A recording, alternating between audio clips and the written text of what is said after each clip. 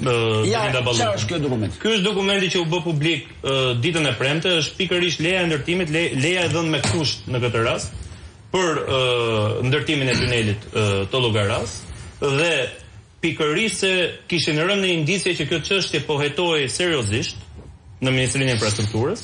Në muajin mars-prill të këtij viti, para fushatës, kanë filluar të bëjnë procedurat, të bëjnë letrat gati, që ta dish, Lorenz, se çfarë ka ndodhur dhe si ka dalë ky dokument. Dhe po të shohësh faqen e dytë të dokumentit, në faqen e dytë, leja është e zbardhur në datë 28 maj të këtij viti 2025, për një leje që është dhënë me kusht në 2022-shin. Dhe çfarë do të thotë kjo? Që këta, duke qenë në detyrë, kanë mundësinë që të ndërhyjnë tek këto procedura, të rregullojnë letrat dhe të deformojnë gjithë çështjen e hetimit. Nëse ne kemi protestuar 44 javë para Bashkisë Tiranë.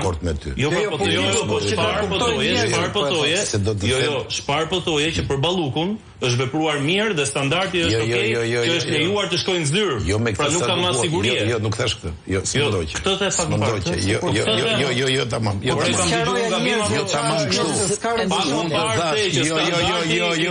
Me Ballukun është standardi më korrekt. Ja të ta them më thjesht ndoshta jam më i qartë. Nëse është në detyrë, ekziston rreziku edhe të ndikoj këtë provat, edhe të intimidoj dëshmitar e me radhë. Unë besoj se akti moral dhe politik që duhet